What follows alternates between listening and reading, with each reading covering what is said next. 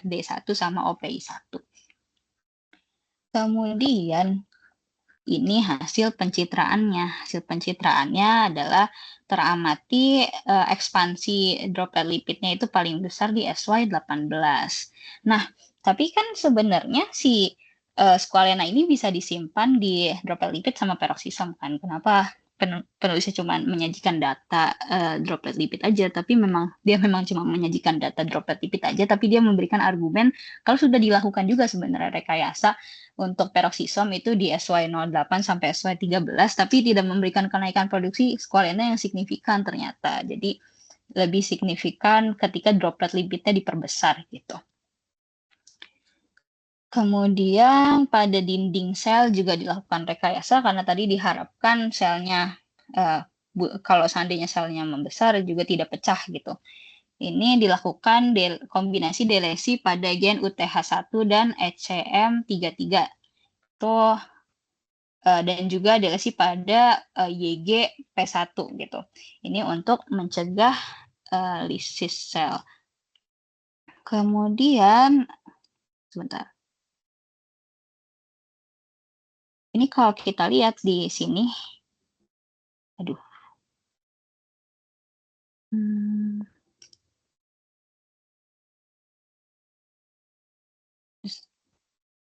Sebentar, saya kayak salah mencet sesuatu. Maaf, stop share sebentar ya.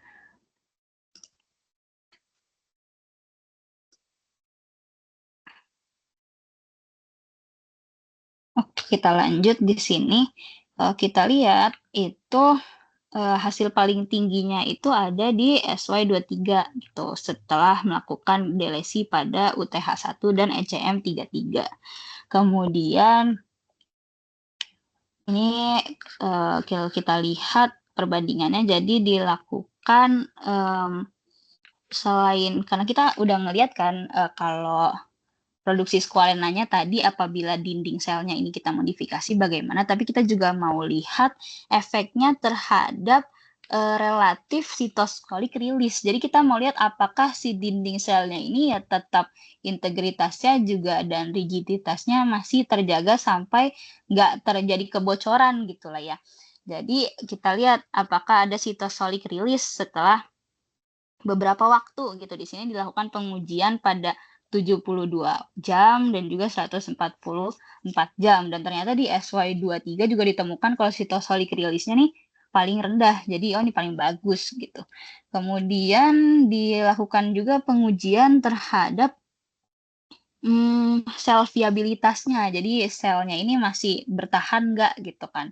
Sel viabilitas juga paling tinggi itu ada di SY23.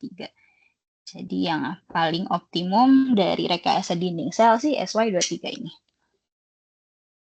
Kemudian setelah itu kan tadi sebenarnya udah ada modifikasi dari beberapa organel secara sendiri-sendiri, CRE, droplet lipid, kemudian tadi ada dinding sel juga, walaupun dengan ada kombinasi dari beberapa gen sekaligus, mungkin tadi ada yang delesinya sekaligus 2 gen, ada yang delesinya cuma 1 gen yang menghasilkan hasil optimum gitu. Di sini dilakukanlah apabila kita langsung modifikasi beberapa organel gitu. Kira-kira yang terjadi akan seperti apa? Ternyata di sini ketika dilihat, tapi sebelumnya ini saya sampaikan dulu bahwa penelitinya mencoba meningkatkan kadar dari asetil-CoA sebagai prekursor dari squalene itu sendiri. Jadi di sini ada CIT2. CIT2 itu dia dan MLS1 ini enzim-enzim ini dia mengonsumsi asetil-CoA. Jadi kedua enzim ini dilakukan delesi gitu. Diharapkan supaya si asetil-CoA-nya tetap tinggi supaya nanti produksi squalenanya lebih besar gitu. Di sini bisa kita lihat untuk untai SY08 ini memberikan peningkatan produksi squalene yang paling besar di antara ini ada SY27 sama SY28 yang juga melalui delesi kedua gen tadi yang bisa katanya menurunkan asetil CoA-nya gitu. Jadi dua gen ini didelesi, ketika dilakukan delesi sekaligus kedua-duanya ataupun salah satunya aja masing-masing ternyata paling optimum itu di SY08 gitu. Kemudian dilakukan, tadi kan katanya mau ngelakuin modifikasi multi organel nih, beberapa organel sekaligus gitu. Sebenarnya yang dilakuin seperti apa sih? Kenapa multi organel itu seperti apa? Jadi di sini dari SY08 yang tadi dilakukan modifikasi dengan ditingkatkanlah asetil-CoA-nya sebagai prekursornya gitu. Itu dari SY08 dimodifikasi lagi gitu. Jadi secara berlapis.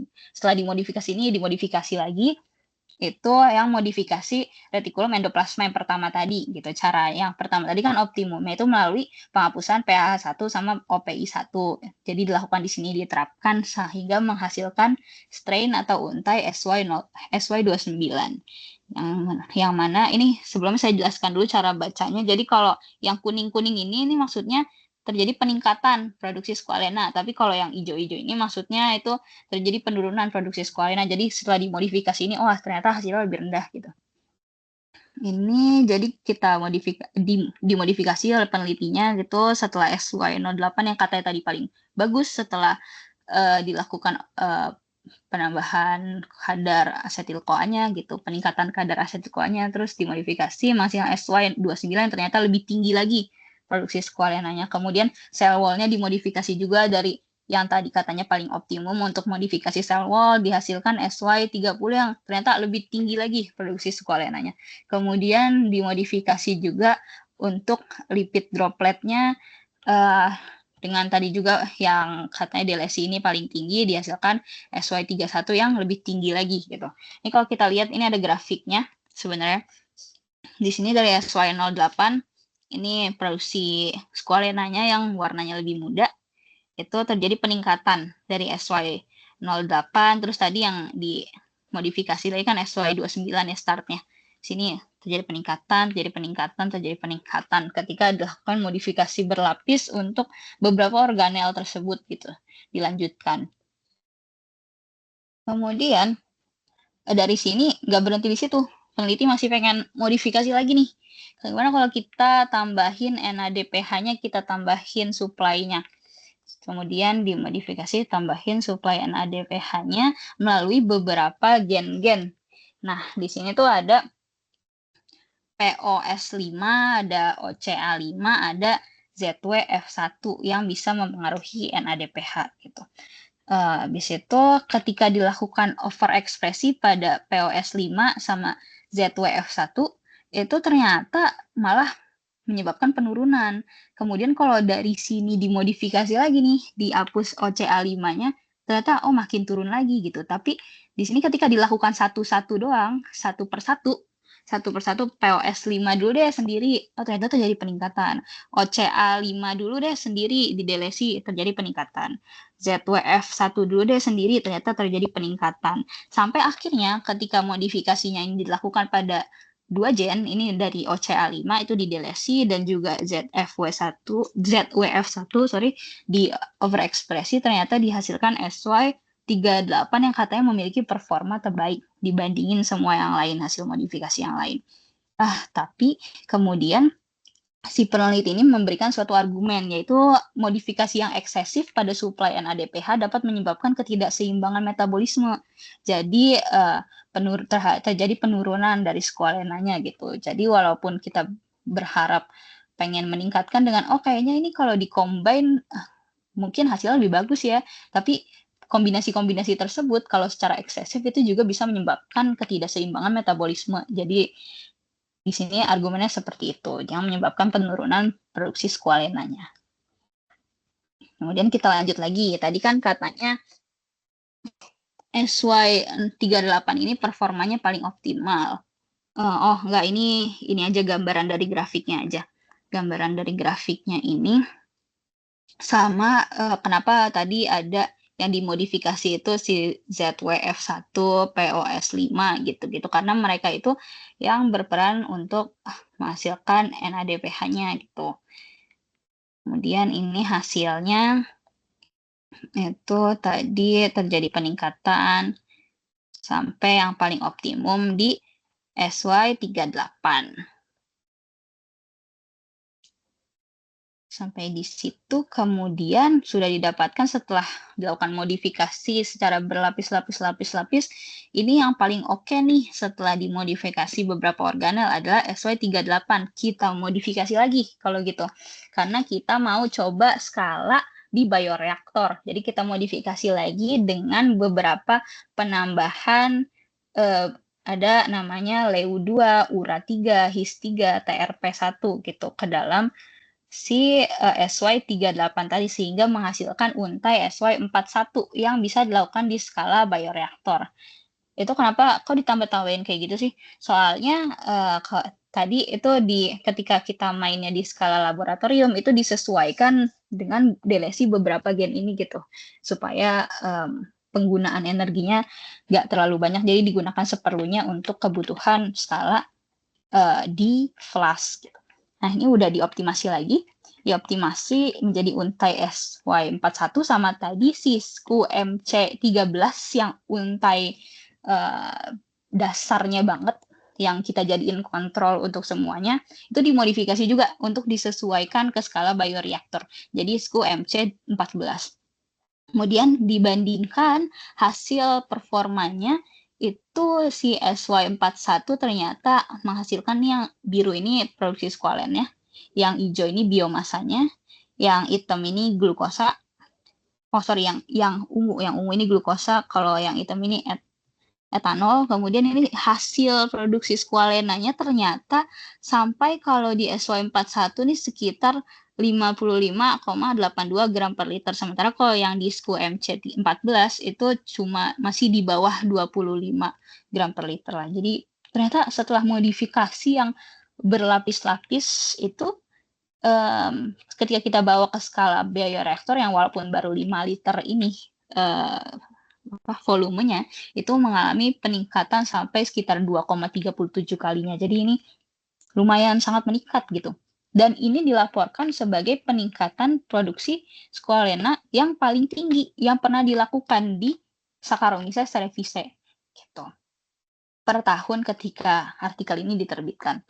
Kemudian kesimpulannya gimana? Jadi ternyata rekayasa berlapis dari beberapa organel tadi yang dilakukan dari gen-gen di dalam yang mengekspresikan berbagai macam protein yang berperan dalam metabolisme si selnya itu sendiri, yang mempengaruhi organelnya itu sendiri, itu dari delesi dan overekspresi satu gen saja, kemudian kalau 2 gen sekaligus kayak gimana, kemudian kalau yang satunya di delesi dan di overekspresi itu gimana, ternyata dapat meningkatkan produksi squalene pada Saccharomyces cerevisiae melalui optimasi tadi. Jadi optimasinya yang dilakukan pertama ada peningkatan supply prekursor dan NADPH, kemudian memperbesar penyimpanannya, kemudian juga meningkatkan stabilitas dan ketahanan selnya.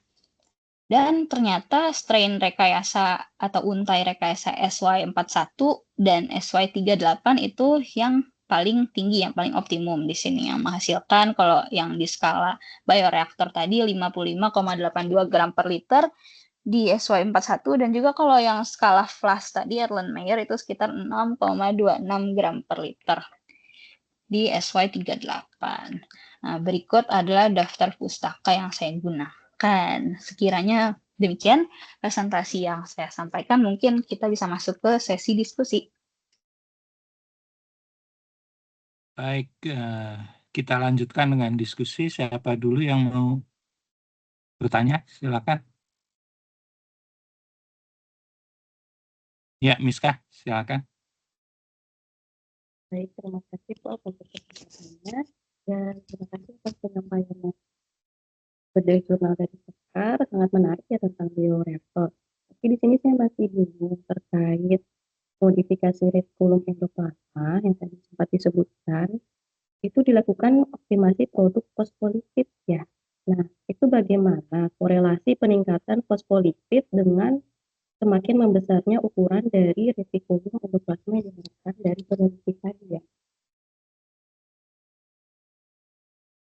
Oh, oke, Kamiska.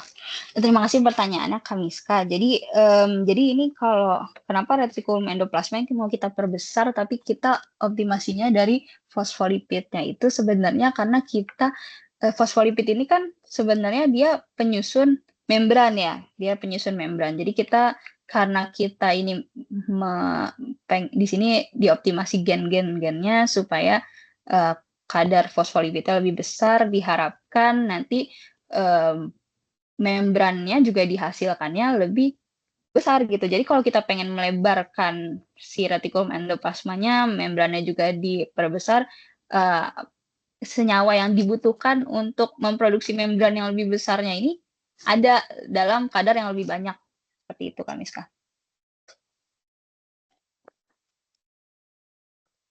Baik, terima kasih Kak. Iya. Baik. Ya, silakan selanjutnya.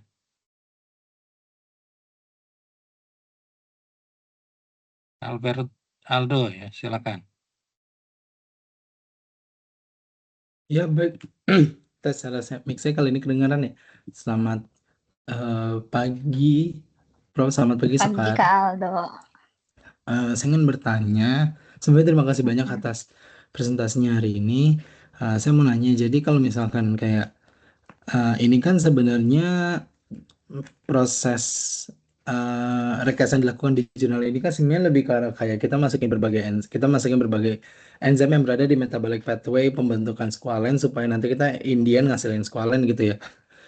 Sebenarnya kenapa sih kalau mekanismenya ini nggak ditinjau kayak langsung kerja enzimnya aja gitu, maksudnya kita lihat dalam unit activity gitu-gitu, kenapa kita nanti ngeliatnya lebih ke arah kayak langsung metabolomic studies-nya gitu, maksudnya kita langsung lihatnya kayak ke squalen, berapa banyak squalen terbentuk gitu, atau sebenarnya itu juga sebenarnya bentuk dari kinerja enzimnya juga. Thank you. Thank you Kak Aldo pertanyaannya.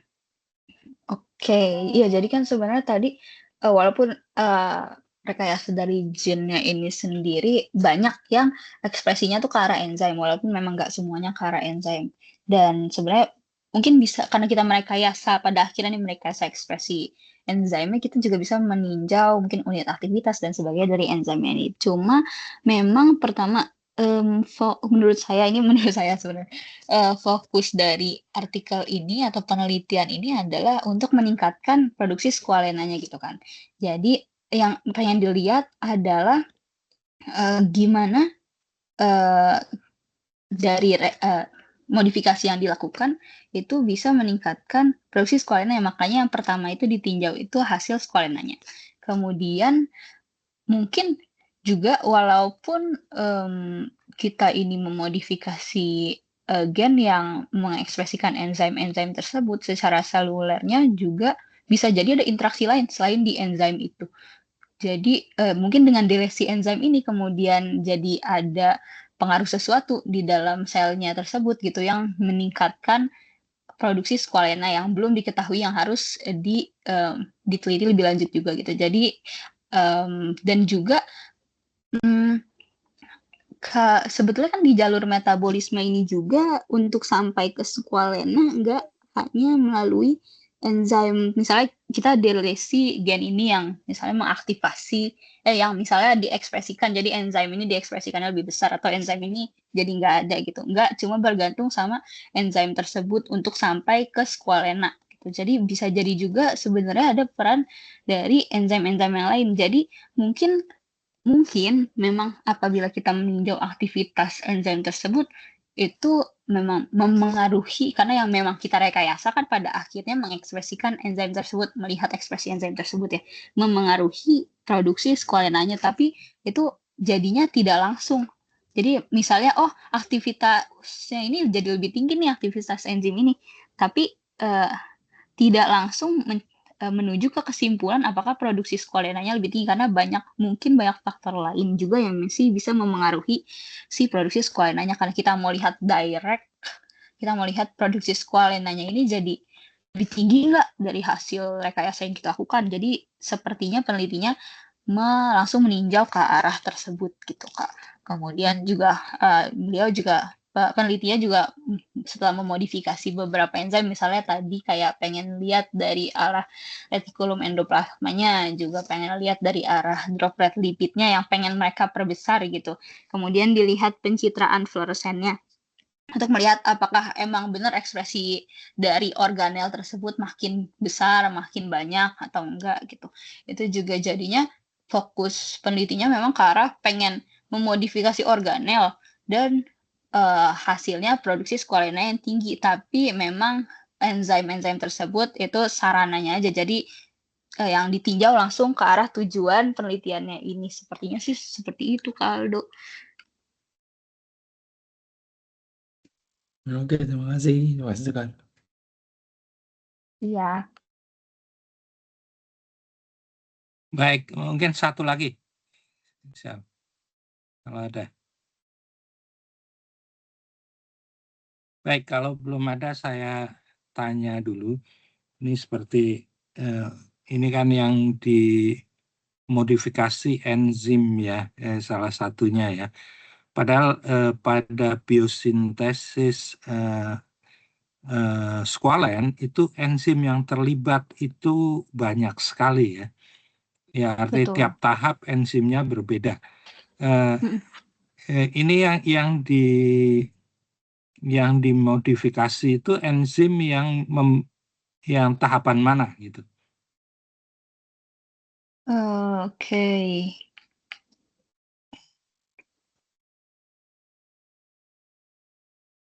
Sebetulnya enzimnya ini yang dimodifikasi, Prof, tidak Iya. yang secara langsung ke tahapan metabolisme yang tadi misalnya tadi kan memang dijelaskan ada mevalonat sama TCA dan Iya. sebagainya.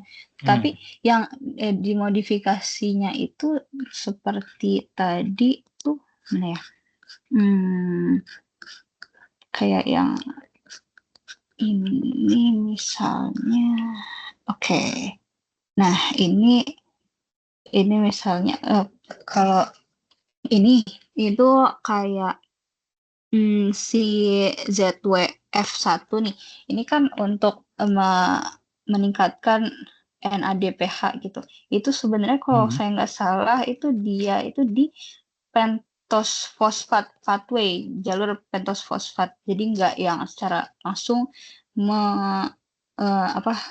langsung ke arah jalur yang lipidnya metabolis biosintesis squalenanya, tapi karena dia ada di sitoplasma juga gitu, jadi NADPH di sitoplasma makin tinggi gitu, jadi dimodifikasi di situ gitu. Seperti itu sih, Prof.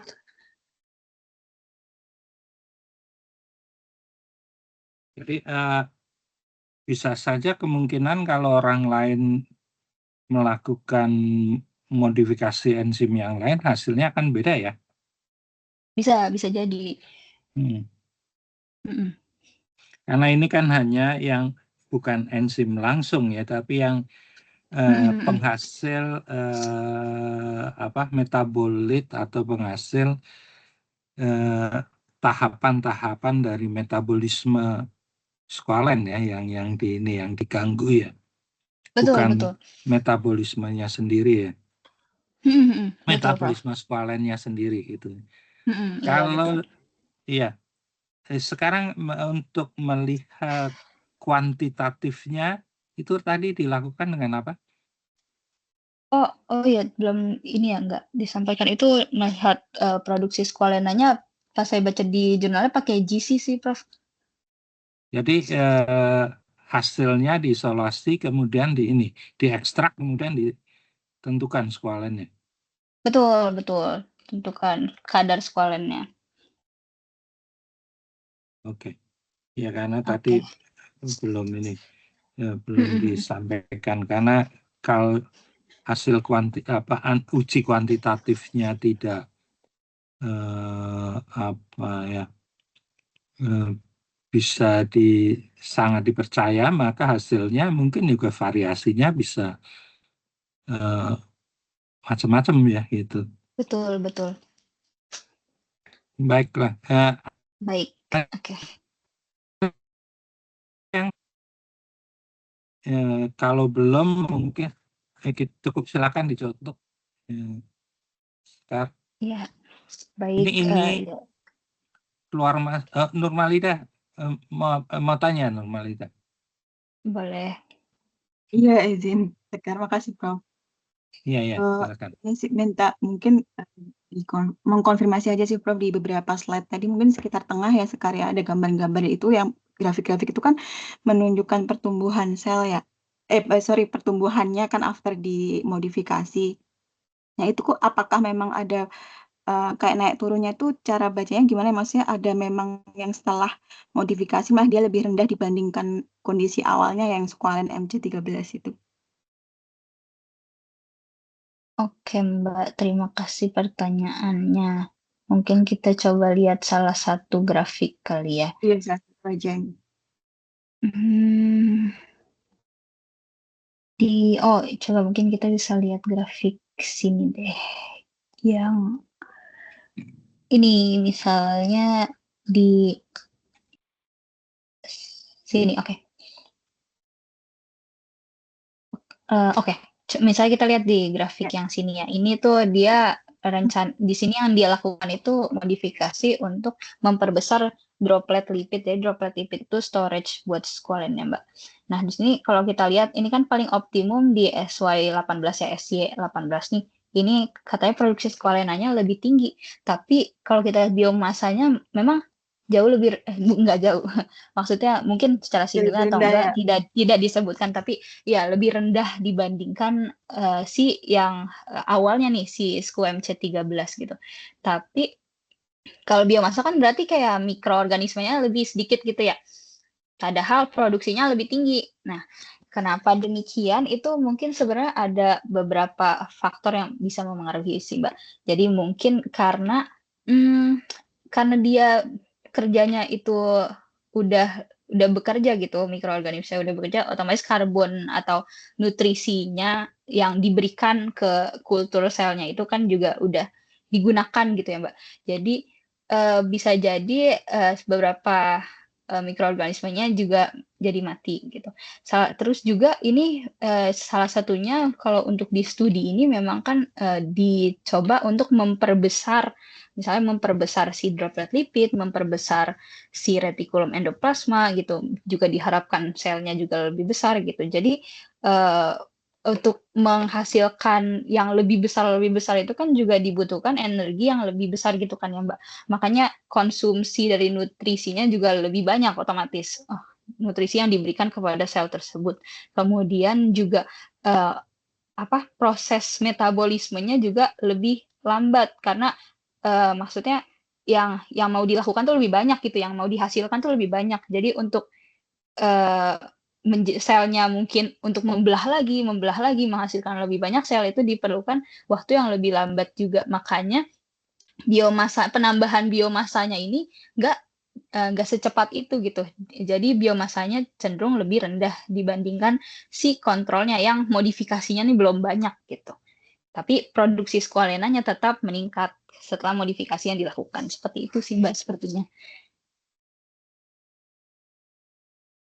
Baik, kita cukupkan.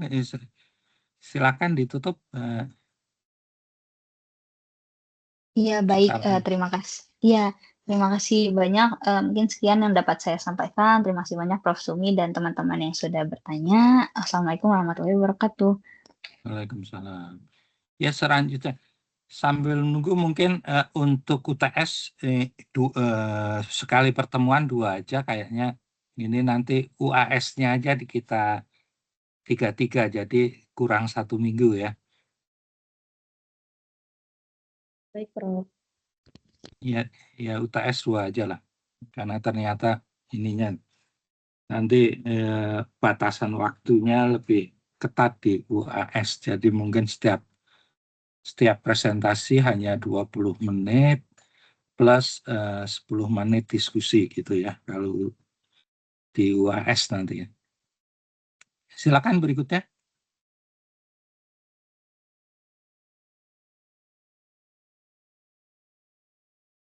Baik, Prof. Apakah layar saya sudah terlihat ya? Belum. Ya udah. Ya.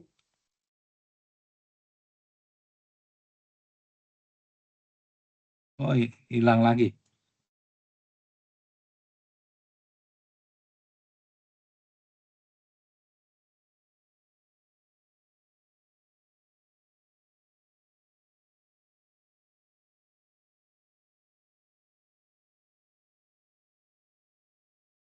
Kalau sekarang apakah sudah terlihat? Belum. Di saya belum. Iya udah. Baik, sudah terlihat ya Prof dan teman-teman. Iya udah. Assalamualaikum warahmatullahi wabarakatuh. Selamat pagi Profesor Dr. Sumi Budiono dan rekan-rekan sekalian. Perkenalkan saya Miftahul Fajri. Di sini saya mencoba menyampaikan hasil dari bedah jurnal yang kemudian dibuatkan naratif literatur dalam sebuah makalah yang berjudul kajian dari peran piruvat kinase M2 sebagai regulator sentral glikolisis dari perspektif termodinamikanya, allosteriknya, dan percabangan jalur metabolik pada sel kanker. Nah, ini di sini saya mencoba awalnya mengambil yang jurnal GBC ini, Deciphering the Interaction, dia terbitnya di 24 Maret 2024, tahun yang sama dengan Cell Report.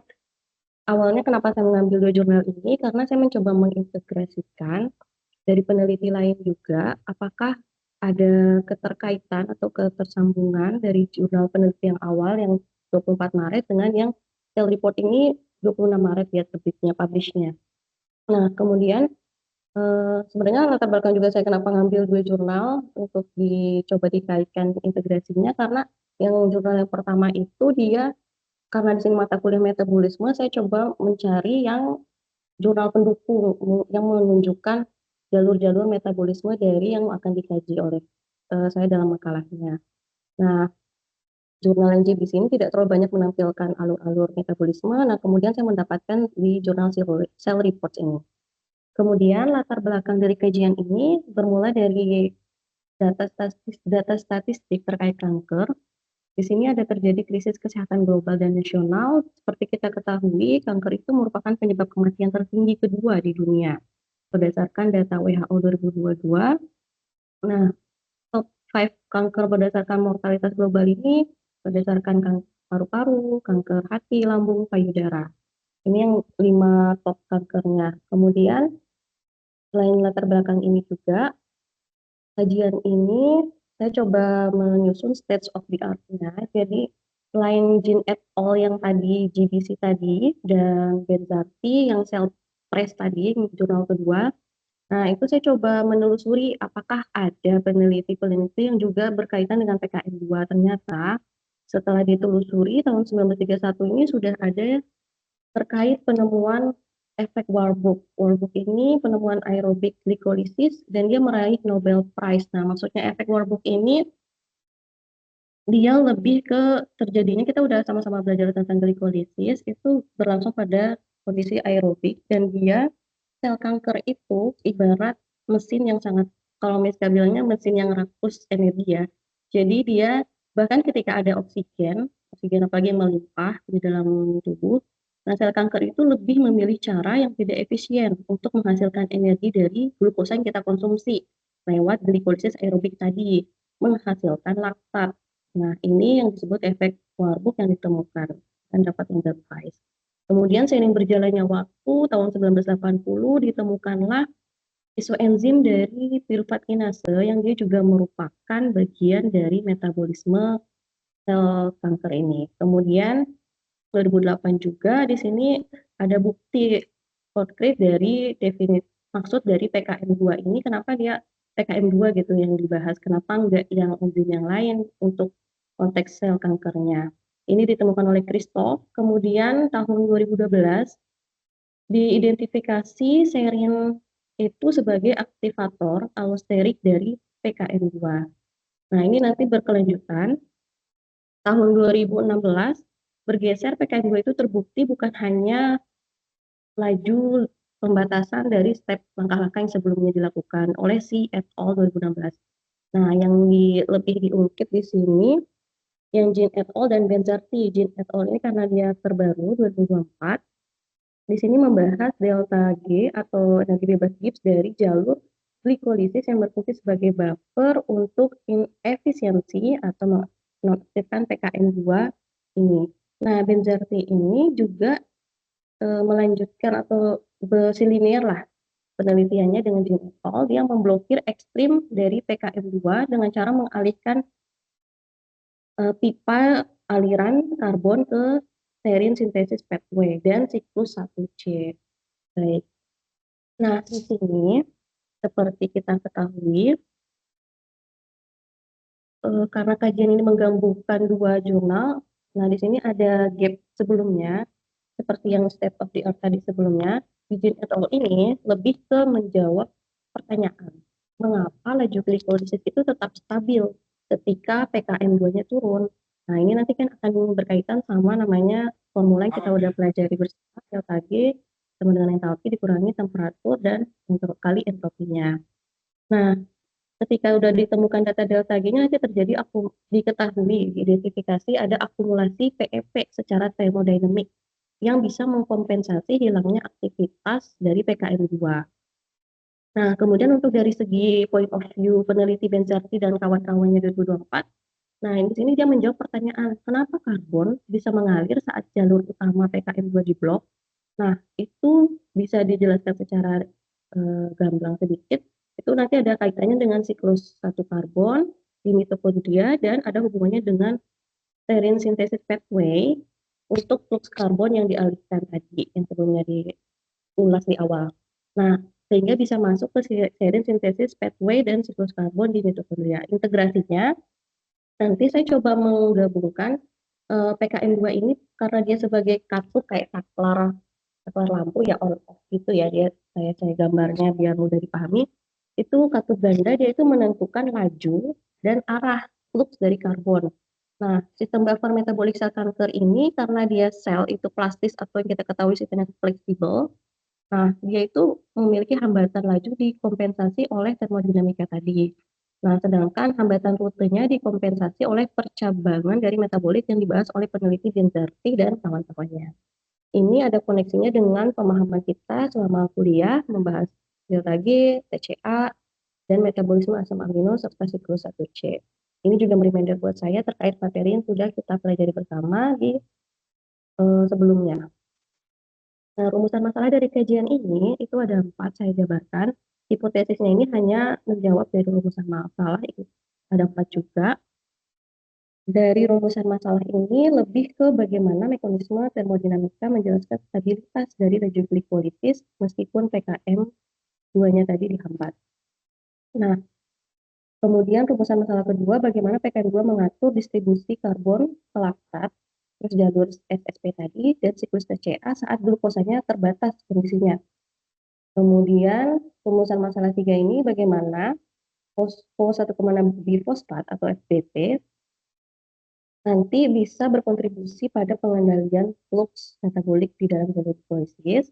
Kemudian yang rumusan masalah berikutnya, bagaimana peran siklus 1 karbon mitokondria dalam meregulasi aktivitas PKM2 dalam kondisi keterbatasan glukos. Kemudian, nah di sini sebelum masuk ke pembahasan mungkin saya kasih gambaran sedikit yang tidak jauh berbeda dengan penjelasan di awal yang Jean et al. Dan Benzarti versus tadi. Nah, di sini mencoba memberitahu kalau ada namanya reprogramming jalur metabolik. Nah, ini karena adanya efek Warburg tadi dan peran sentral dari PKM2 yang lagi diteliti para peneliti. Nah, tentang glikolisis ini kalau di sel normal bisa dilihat, dia glikolisis kan umumnya 10 langkah reaksi enzimatik yang mengubah glukosa menjadi pirufat di sitoplasma dengan menghasilkan 2 ATP dan 2 NADH yang netonya. Nah, dari 10 langkah ini nanti dia hanya 3 yang memiliki nilai delta G yang sangat negatif, yaitu reaksi dikatalisis oleh pirufat kinase salah satunya ya. Sebenarnya kan ada juga katalisnya heksokinase, terus PFK1. Nah, ini kita lebih ke dominannya mengulik ke pirufat kinasenya. Nah, kemudian ketiganya itu akan menjadi regulasi kritis. Nah, disinilah PKM2 di sini sebagai titik akhir yang kayak dia simpul kuncinya dalam reprogram metabolisme sel kanker. Menurut peneliti Jean et al. Dan tadi Benzarti. Kemudian PKM2 ini kalau di sel kanker karena ada Warburg effect tadi, yang glikolisis yang terjadi karena aerobik kondisinya, itu membuat akumulatif intermediate sehingga terbentuk glikolitik yang menghasilkan biosintesis yang tadi produknya laktat dan nanti menyebabkan sel kanker itu berproliferasi dengan secara cepat. Seperti kita tahu, sel kanker itu kan bisa tumbuh kembang juga dengan cepat kalau semakin banyak konsumsi glukosa ataupun yang non glukosa. Nah, kemudian ini hanya ulasan sedikit mencoba membuat saya juga mereminder kalau kenapa enzim PKM2 dikaji itu karena pernah kita bahas di bab 3 terkait bioenergetika, metabolisme karbohidrat, biokimia umum, dan integrasi metabolisme tentang kemarin terakhir asam amino ya. Nah, kemudian, di sini ilustrasi sedikit untuk PKM2 itu dia dianggap sebagai regulator sentral glikolisis.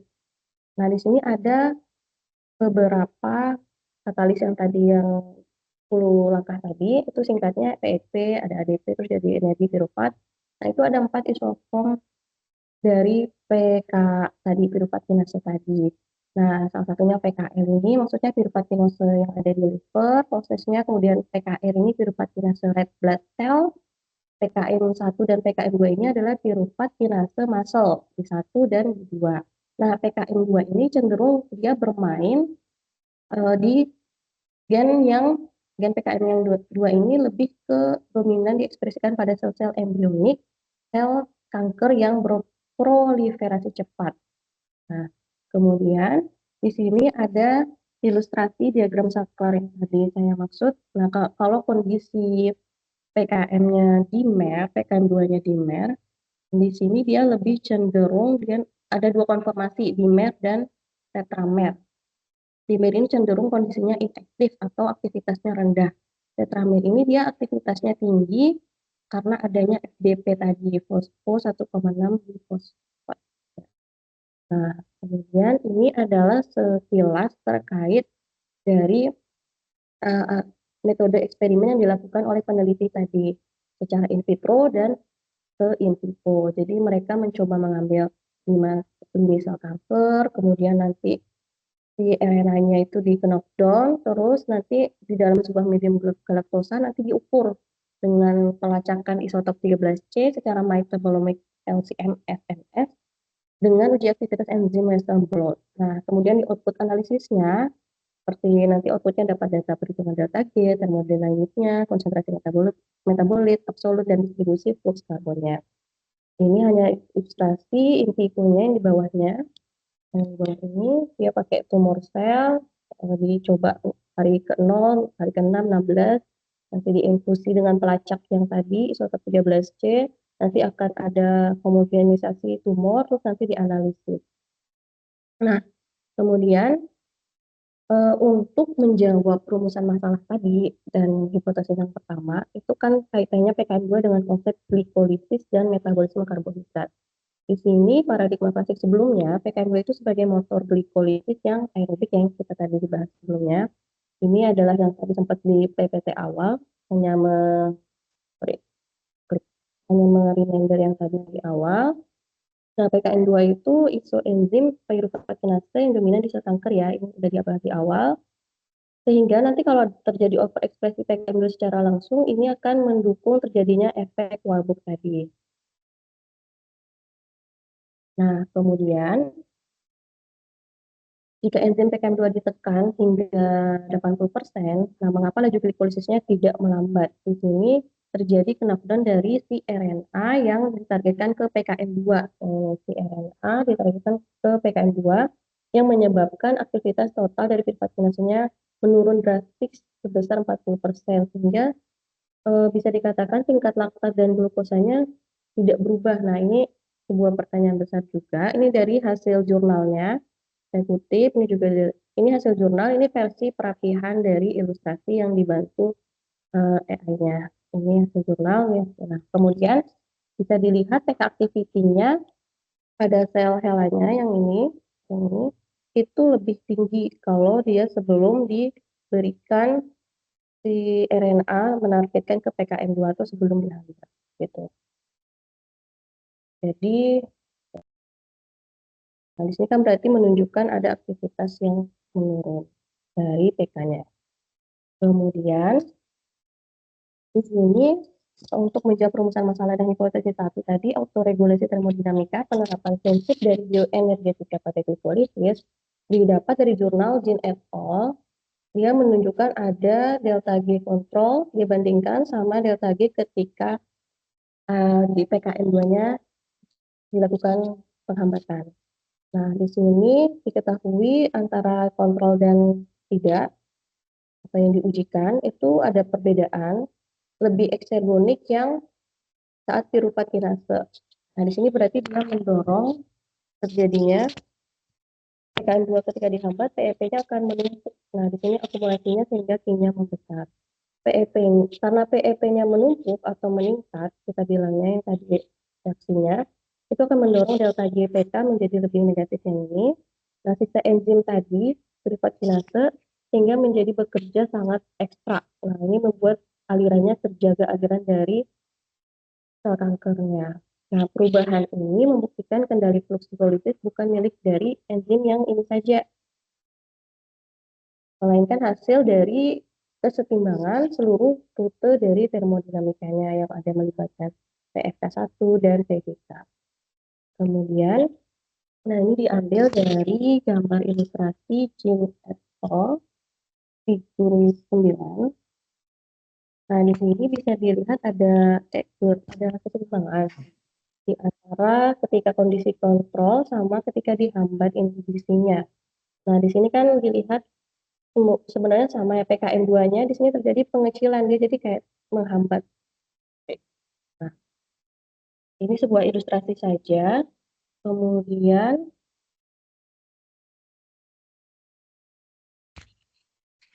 nah di 4.3 ini terjawab perumusan masalah ketiga dan hipotesis 2 yang tadi sebelumnya terkait regulasi allosterik PKM2 oleh fosfo 1,6 di fruktos 1,6 di fosfat. Nah, ini ada keterkaitan dengan reaksi biokimia umum. Ini hasil dari penelitinya dari jurnalnya yang panjang, tapi saya coba ilustrasikan dengan mengambil kesimpulan bahwa dari sekian banyak diuji di fenilalanin, prolin, valin, dan lain-lainnya ini SBP yang memiliki pK akusisi yang tinggi. Jadi makanya tadi di gambar kondisi konformasi tetramel tadi, menuju PKM2-nya itu lebih karena adanya 1,6 fruktos 1,6 glukosa ini mendominasi regulasi allosterik di selnya. Kemudian dari kesimpulan output ini menjawab pertanyaan apakah PKM2 tadi itu mengubah laju glikolisis, ternyata hasilnya tidak signifikan. Nah, kemudian bagaimana stabilitas itu bisa dicapai? Itu karena akumulasi dari PEP melalui auto equilibrium delta G tadi. Kemudian siapa pengendali kinetika di selnya tadi? Itu adalah fruktos 1,6 bifosfatnya. Nah, lalu apa hubungannya implikasi terapinya? Ini ada hubungannya dengan konsekuensi untuk desain obat nanti untuk obat terapi kankernya. Sehingga inhibisi atau aktivasi PKM2 ditunggal tidak akan cukup bisa memutus suplai energi kanker di dalam sel kankernya. Nah, di sini poin 4.4 bahasan saya terkait PKM2 sebagai titik percabangan metabolik. Nah, ini kaitannya dengan produk piruvat, di mana terjadi, ini hasil jurnalnya, saja saya kecilkan karena nanti khawatir memusingkan. Nah, di sini saya coba buat ilustrasi dari ini menjadi seperti ini. Jadi bisa diketahui ketika mediumnya glukosa versus galaktosa di dalam 9 sel yang diuji coba sebelumnya oleh peneliti, itu diketahui kadar fosfoenol piruvatnya itu meningkat pada kondisi galaktosa, tapi kadar piruvatnya menurun. Nah, ini menunjukkan terjadi adanya pemblokiran pada tingkat enzim PKM2 ini ketika PEP menjadi piruvat. Nah, sehingga sebelumnya kan ada paradigma asumsi lama kalau glikosisnya tinggi memicu aktivitas PKM2. Tetapi ternyata di benzer-T ini ditemukan ada limit dari glikolisis yang justru bisa memblokir PKM2 ini secara total. Dan ini berarti menjadi salah satu target untuk menghambat pertumbuh kembangnya sel kanker. Nah, kemudian Di poin 4.5 ini ada ilustrasi siklus TCA dan peran glutamin. Ini menunjukkan koneksi dari materi kita ke bab 6, menjawab perintah masalah 2 juga dan hipotesis saja. Di sini ada sitoplasma dan mitokondria. Nah, di sini ada hubungannya dari hasil Benzarti. Ini masih lanjutan yang Benzarti ya. Ini kan tadi kita udah ke Benzarti. Nah, itu di mitokondria itu nanti ada MTHF2 ini yang nanti akan terblokir juga bersama dengan ALDH1. Nah, kemudian sehingga PKM2 juga ikut terblokir. Ini menurut Benzarti dan kawan-kawan.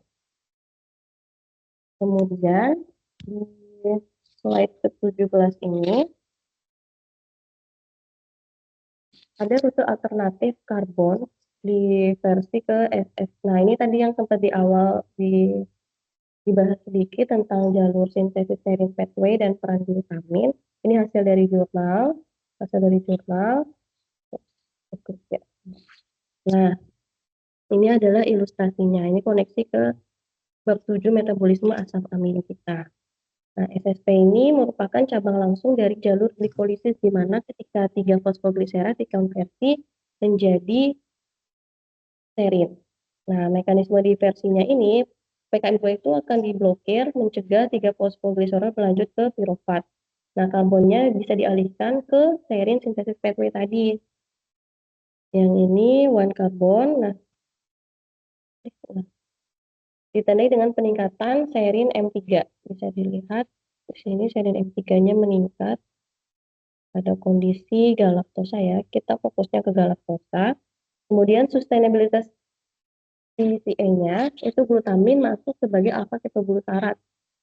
Nah, untuk mempertahankan siklus TCA-nya, enzim ini tadi mengubah malat menjadi pirufat, sementara PEPCK2-nya mengubah menjadi untuk mengamankan flux SSP-nya. Kemudian ini adalah siklus satu karbon yang tadi kan SSP, yang ini secara siklus satu karbon mitokondria sebagai regulator yang bisa juga memblokir PKM2 tadi. Nah, ini adalah hasil Benzarti di figur 6G dan 6K-nya di jurnal. Ini hanya ilustrasi yang tadi saya sempat ilustrasikan di slide ya sebelumnya. Itu MTHF2 dan LDH1L ini dia menyebabkan pengeluaran overflow dari formatnya pada siklus ini sehingga meluap di sitosol. Sitosol masuk ke sini. Nah, koneksinya ini belum terkarakterisasi secara penuh. Luapan ini bertindak sebagai sinyal yang berkoordinasi secara langsung dengan pemblokiran PKM2 di sitosol. Nah, delesi dari ALDH1L2 tadi secara eksperimen bisa membalikkan rute dari pemblokiran PKM2 ditandai dengan sitrat M2 tadi yang digambar. Itu TCA-nya kembali aktif menjadi karbon dari jalur glikolisis utama. Kemudian ini masih dari peneliti Benzarti, gambar 72 dan 7E-nya. Ada tikus juga. Nah, ini pada kondisi inner core, dia yang paling dalam ini zona yang dianggap zona inti tumor dari B16 F10 pada tikus. Nah, itu diidentifikasi ada peningkatan dari serin dan piruvatnya menurun dari pengkayaannya. Kemudian bukti nyatanya in vitro galaktosa tadi sebelumnya pakai in vitro, kemudian dilanjutkan secara in vivo-nya. Nah, kemudian pertanyaannya kalau dari Benzarti ini apa yang terjadi saat glikolisis terbatas dalam tumor? Nah, di Benzarti ini ditemukan enzim PKM2 itu diblok total, bukan diaktifasi lagi kayak yang Jin et al. Tadi. Kemudian kemana aliran utamanya karbon? Nah, itu berubah alurnya, dia nggak langsung kayak yang sel normal, langsung dialurkan ke SSP, yaitu 3 fosfogliserolnya itu ke serin. Kemudian bagaimana siklus TCA-nya bisa tetap aktif itu ditenagai oleh glutamin dan enzim dari malat enzim tadi atau PEPCK2-nya. Kemudian untuk di Benzarti ini ditemukan juga delesi siklus 1C di mitokondria. Kemudian ada juga bukti konsisten pada inti tumor yang sudah diuji sebelumnya oleh Benzarti. Nah, ini ada sedikit konsep ilustrasi. Di sini saya mencoba copyright-nya dari ChatGPT untuk ilustrasi ini bukan dari jurnal, tapi ini saya mencoba membuat diri saya juga lebih memahami gitu kenapa ada integrasi dua jurnal ini. Ternyata mereka ada saling keterkaitan. Ini warna biru ini kondisi normalnya, kondisi normal biar mudah memahami ketika glukosanya cukup di dalam selnya. Nanti ada aliran karbon yang dominan yaitu PEP, terus ada metabolic switch-nya PKM2 tadi menjadi pirufat dan laktat. Nah, di sini ada jalur yang dia SSP-nya ini ketika kondisinya rendah. Dan ini ada garis putus-putus untuk glutamin monopansosea. Nah, ketika kondisi keterbatasan glukosa ini berkaitan sama penelitian yang Benzarti tadi. Nah, aliran karbonnya itu dia dirubah rutenya, dia jadinya dialihkan ke SSP, jadi tidak langsung ke piruvatnya dengan cara 3 PG ini dirubah ke 3 fosfoserin ke jalur serin ini. Kemudian nanti aliran ke laktat bisa menurun karena putus-putus tadi. Kemudian ini sedikit ilustrasi saja di sitoplasma dan mitokondria untuk bagian dua jurnal sebelumnya. Nah, ini adalah implikasi terapeutik untuk perspektif metabolisme kanker. Nah, sampai saat ini mengapa kanker sudah diobati dan hanya masih skala terapi ya. Nah, itu karena PKM2 ini dianggap sebagai switch ganda tadi yang bisa mengendalikan kecepatan glikolisis melalui termodinamika oleh gene. Nah, oleh Benzarti ini PKM2 ini berperan penting diteliti karena bisa mengarahkan flux karbon menuju SSP, dialihkannya, dan siklus 1C untuk biosintesis. Nah, sel kanker itu sangat fleksibel, jadi dia ketika diblokir satu jalur, malah memicu aktivasi jalur alternatif yang lainnya secara otomatis. Kemudian akumulasi metabolisnya seperti fosfoenol pirufat itu bisa mencegah kerusakan sistem akibat gangguan tunggal yang diteliti. Kemudian pergeseran paradigma terapeutiknya itu secara monoterapi penghambatan PKM2 itu terbukti tidak efektif secara klinis karena adanya redundasi dari selulernya. Tapi secara terapi yang digabungkan combine oleh Benzarti tadi itu menargetkan PKM2, PHGDH di dalam jalur sintesis serin pathway dan ALDH1L2 dalam siklus 1C itu bisa mematikan fleksibilitas dari metabolisme kankernya atau produk sel kankernya. Kemudian, nah di sini hanya memvalidasi atau mengekspansi lebih lanjut keterkaitan dengan materi-materi di kita sebelumnya. Jadi, ekspansi pada regulasi allosterik FDP terhadap aktivitas PKM2 itu sudah ada dibahas di Jean et al. Dan ini ada hubungannya dengan tahap pemecahan glukosa dan regulasi allosteriknya. Kemudian seperti yang tadi sudah dibahas, ada hubungannya dengan bioenergetika, siklus asam sitrat, metabolisme asam amino. Ini lebih dominannya Benzarti ke sini, dan sini Jean dan Benzarti itu lebih ke integrasi metabolisme dari sel normal dan sel kanker. Nah, 3 prinsip utama peran PKM2 dalam sel kanker itu, ini pertama autoregulasi termodinamika. Peran PKM2 ini menghambat kesimpulannya tidak mematikan glikolisis. Kenapa dia perubahan energi bebas kipiknya itu antara PFK1 dan piruvat kinase itu terjadi keseimbangan konsentrasi di pada senyawa intermediate secara otomatis sehingga bisa menstabilkan flux energi. Kemudian prinsip PKM2 juga ini sebagai saklar penentu arah karbon. Pada kondisi nutrisi glukosanya terbatas, PKM2 ini berfungsi sebagai metabolic switch-nya sehingga memblokir PKM2 bisa malah mengalihkan karbon menjauhi laktat dan menuju jalur biosintesis serin. Nah, kemudian di siklus TCA-nya dibantu oleh adanya tetap berjalan dengan adanya glutamin. Nah, mitokondria ini sebagai pemandu terkait siklus satu karbon tadi yang memediasi pemblokiran PKM2 di sitoplasma sehingga dengan menghancurkan siklus ini akan meruntuhkan sistem pertahanan sel kanker di zona di zona yang kekurangan glukosa, sehingga membuka era baru untuk penelitian berikutnya. Kemudian sarannya, ini implikasi terapeutiknya, untuk inhibisi glikolisis tunggal, itu target enzimnya PKM2 ini cukup terbatas sarannya. Kemudian alasannya karena kompensasi tadi yang sebelum dibahas di Jean et al. Itu menyimbangkan intermediate-nya. Kemudian kalau strategi terapeutiknya mengganggu siklus 1C dan mitokondria, itu menargetkan MTHFR2 dan LDH1L keduanya itu lebih berpotensial memutus komunikasi mitokondria sitosol. Kemudian untuk strategi terapeutiknya lebih baik lagi dikombinasi ganda menghambat PKM2 dan anti yang tadi siklus 1C ini berpotensi tinggi. Kemudian ini bisa menciptakan kematian sintetis dari sel kankernya.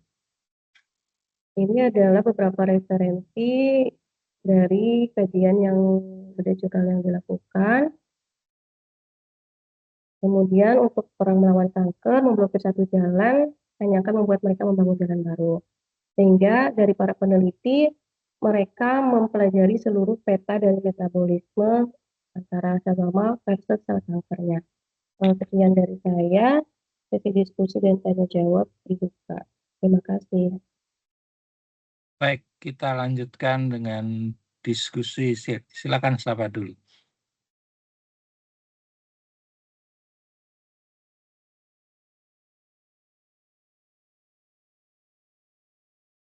Iya, Cahya.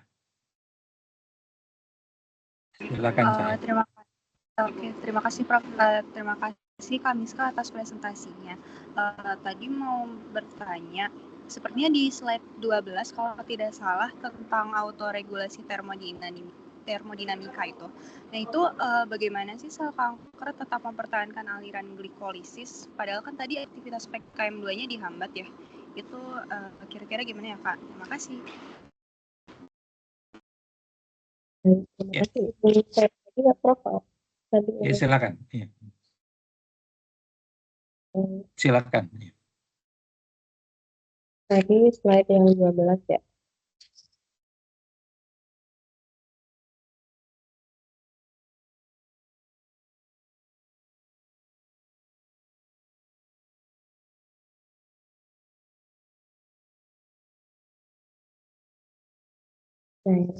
Baik, untuk yang merujuk pada slide 12, itu kan berdasarkan dikutip dari Jean et al. Ya, penelitiannya Cahya. Nah, itu memang menyebabkan akumulasi metabolit yang sangat meningkat ya, upstream, seperti PEP, yang tadi reaksinya, fosfoenolpiruvat. Nah, tapi jalur glikosisnya punya built-in yang kompensasi terhadap termodinamikanya, yaitu perubahan delta G-nya pada reaksi sebelumnya, itu akan menyesuaikan sehingga flux glikolisisnya itu bisa tetap berlangsung. Nah, tapi ketika PKM2-nya menurun atau dihambat, konsentrasi substratnya itu berpotensi meningkat, sehingga dorongan dari termodinamika reaksi menjadi lebih besar. Nah, akibat dari hal tersebut, hambatan pada satu titik saja itu tidak langsung menghentikan seluruh proses glikolisisnya yang tadi 10 langkah secara sel normal ya. Nah, kondisi ini bisa menjelaskan kenapa sel kanker bisa mampu menghasilkan energi dan rekursor biosintesis meskipun PKM2-nya tidak aktif sepenuhnya. Mungkin seperti itu yang bisa saya jelaskan. Apakah ada yang kurang ini, Cahya? Ya, oke. Selanjutnya, silakan.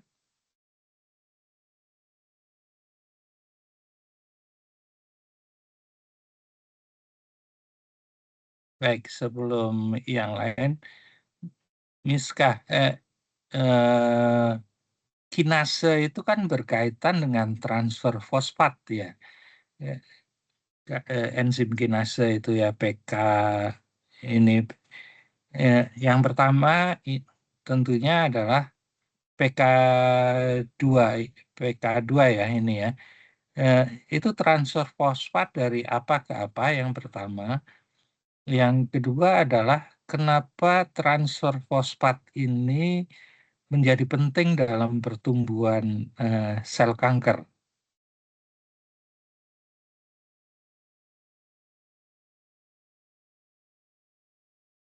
Baik, Prof, izin respon dulu ya. Kalau Ya, misalnya Prof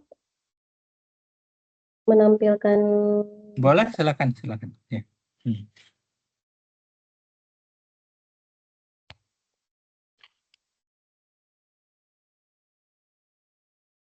mungkin kalau yang dari Meta pahami, Prof, untuk fosfotransferase tadi itu kan memang mengkatalisis transfer gugus fosfat ya.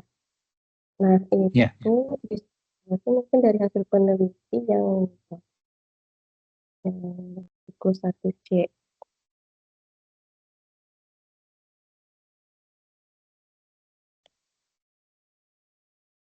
Nah, karena jadi latar belakangnya juga kenapa harus tadi maaf Prof, pertanyaannya intinya transfer fosfat itu menjadi penting ya Prof ya Ya. untuk penelitian ini ya.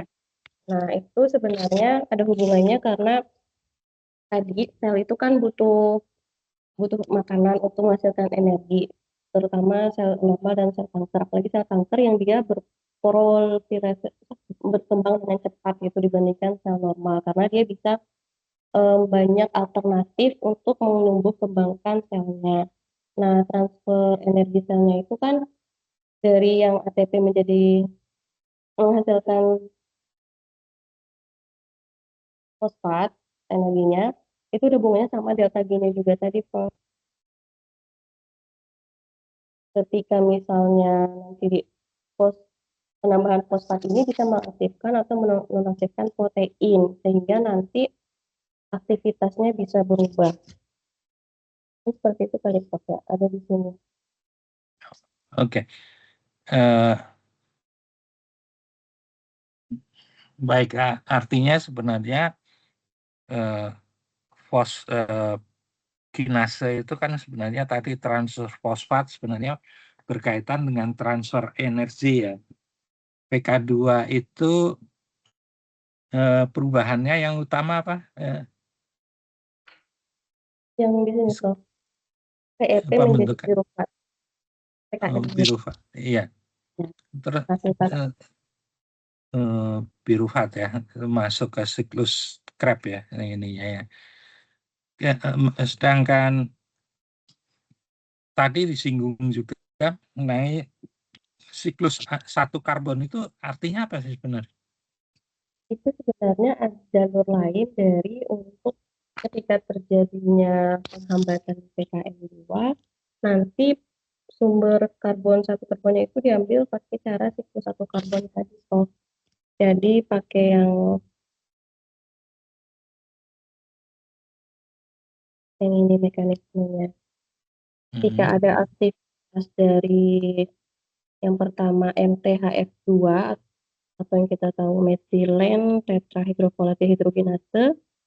Nah, ini nanti ke dalam siklus karbon. Kemudian peran enzim ini nanti adanya di mitokondria seperti digambar. Nanti dia memiliki fungsi ganda sebagai dehidrogenase iya dan sebagai siklohidrolase. Nah, fungsinya nanti dia mengkonversi menjadi 10 formil THF sehingga ditemukan enzim ini bisa meningkat pesat pada berbagai jenis sel kanker karena perannya krusial dalam menyediakan unit satu karbon untuk sintesis nukleotidanya. Kemudian di sini ada di gambar slide juga ada ALDH1L. Nah, ini maksudnya aldehyde dehidrogenase satu family member L. Nah, ini bisa terdapat dua bentuk, adanya di sitosol dan adanya di mitokondria. Kalau yang sitosol ini ALDH1L1, yang di mitokondria ALDH1L2.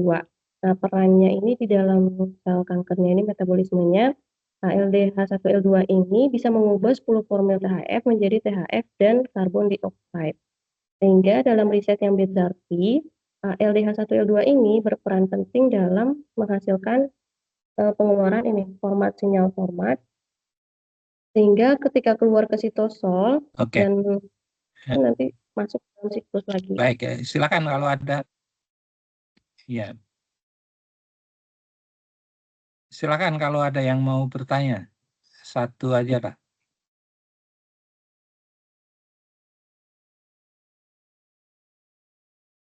Baik, kalau nggak ada kita cukupkan. Silakan ditutup,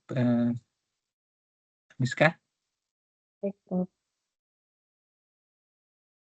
Terima kasih untuk semuanya dan mohon maaf atas lebih kurangnya. Saya tutup presentasinya. Assalamualaikum warahmatullahi wabarakatuh. Waalaikumsalam. Jadi sampai UTS ini dua-dua aja ya. Nanti UAS-nya satu pertemuan ini ya diganti 3 presenter gitu ya. Sehingga presentasinya hanya 20 menit dan 10 menit diskusi gitu ya. Jadi diatur demikian sehingga cukup 2 kali pertemuan untuk seluruhnya. Saya rasa demikian dulu karena sudah 9.30. Terima kasih atas presentasi hari ini. Kita lanjutkan minggu depan libur ya? Atau belum ya? Iya, minggu depan udah libur, Prof. Libur lagi ya? Terus minggu depannya lagi libur lagi? Loh. Minggu depannya enggak, Prof. Oke, ya, oke. Ya, sampai ketemu di berikutnya. Terima kasih. Wassalamualaikum warahmatullahi wabarakatuh. Selamat pagi ya. Saya izin live dulu ya. Terima kasih, Prof. Iya, Terima kasih, sama-sama. Prof. Terima kasih banyak, Prof. Iya, ya sama-sama. Ya.